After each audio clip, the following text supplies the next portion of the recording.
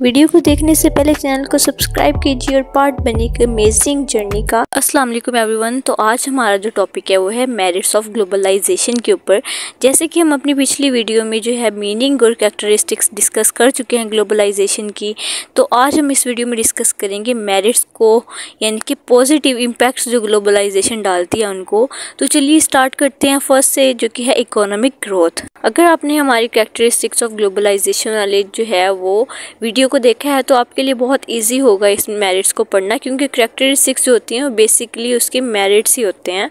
तो economic growth में अगर हम देखें तो ग्लोबलाइजेशन जो होता है वो किसी भी कंट्री की इकोनॉमिक ग्रोथ को जो है वो इंक्रीज करता है। इससे मार्केट्स में जो है वो न्यू एक्सेस आती हैं, जैसे कि न्यू रिसोर्सेज और न्यू टेक्नोलॉजीज जो हैं वो फॉर्म होती हैं। सेकंड पे चलें तो जॉब क्रिएशन। ग्लोबलाइजेशन जो है उसने बहुत सी न्यू जॉब अपॉर्चुनिटीज़ को क्रिएट की है, जो कि बोथ डोमेस्टिकली और इंटरनेशनली जो हैं वो अवेलेबल होती हैं। क्योंकि अब देखें, अगर एक कंट्री दूसरी कंट्री के साथ कोई भी, अब हम देख ले कि इंपोर्ट एक्सपोर्ट का करिए, तो उसमें उन्हें लोगों की ज़रूरत होगी, जिससे जो है वो न्यू जॉब अपॉर्चुनिटीज़ क्रिएट होंगी। तो ये एक जो है वो की मेरिट है ग्लोबलाइजेशन का। नाउ थर्ड पे मूव करते हैं, जो कि है कल्चरल एक्सचेंज। अब जब कल्चरल एक्सचेंज, तो ज़ाहिरी सी बात है होगा जहाँ पे ग्लोबलाइजेशन हो रही है। फॉर एग्जांपल, अब एक कंट्री दूसरी कंट्री से ग्लोबलाइजेशन की किसी प्रोसेस में, जैसे कि हम सोच ले कम्युनिकेशन कर रही है, आप बैठे हैं एक कंट्री में, दूसरी कंट्री के किसी बंदे से आप कम्युनिकेट कर रहे हैं, तो इससे क्या होगा कि आपका कल्चर भी एक्सचेंज होगा। इसके अलावा आप कोई भी बिजनेस करते हैं किसी और कंट्री के बंदे के साथ, तो उससे भी आपका कल्चर, जो आपकी ट्रेडिशंस होंगे, ऐसी चीज़ें होंगी, वो एक्सचेंज होंगी। आपकी वैल्यूज़, आइडियाज़, वो तमाम चीज़ें जो है उनके अंदर इंक्लूड होंगे। तो नंबर 4 पे देखते हैं, जहाँ पे है इंक्रीज्ड कंपटीशन। जहाँ पर ग्लोबलाइजेशन इकोनॉमिक इंक्रीज में, कल्चरल एक्सचेंज में इतना रोल प्ले कर रहा है, तो वहाँ पे ज़ाहिर सी बात है कंपटीशन तो क्रिएट होगा, जिससे जो है वो इम्प्रूवमेंट्स क्रिएट होती हैं, इनोवेशंस क्रिएट होती हैं प्रोडक्ट्स में, सर्विसेज में। कोई अगर बहुत अच्छी सर्विस दे रहा है तो दूसरे उसका जो कंपटीटर होगा वो तभी उसके कंपटीशन में आ सकेगा जब वो उससे ज़्यादा अच्छी देने के काबिल हो या उसके बराबर की देने के काबिल हो। तो ज़ाहिरी सी बात है फिर कंपटीशन तो फिर होगा ना। अब इसी से रिलेटेड है आगे access to new markets.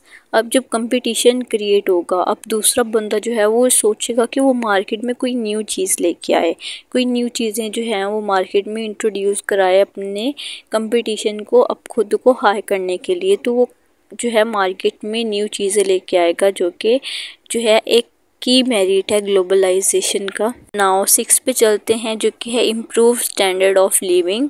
Globalisation जो है उसने बहुत सी जो है लिविंग स्टैंडर्ड्स को हाई किया है, इम्प्रूव किया है।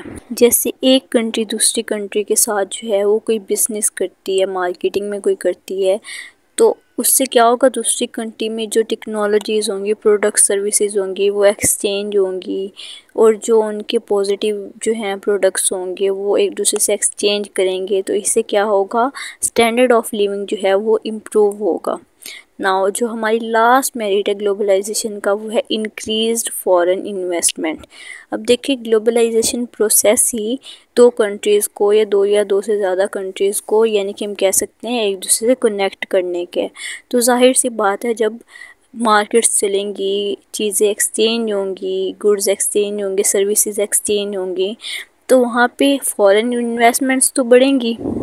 अब मार्केट्स जो हैं वो न्यू आएंगी तो इन्वेस्टमेंट्स तो उनमें होंगी, तो इससे क्या होगा कि वो इंक्रीज फॉरेन इन्वेस्टमेंट का सोर्स बनेगी यहाँ पे ग्लोबलाइजेशन। तो ये तो थे मेरिट्स। अब इसके बहुत से जो हैं डी मेरिट्स भी हैं।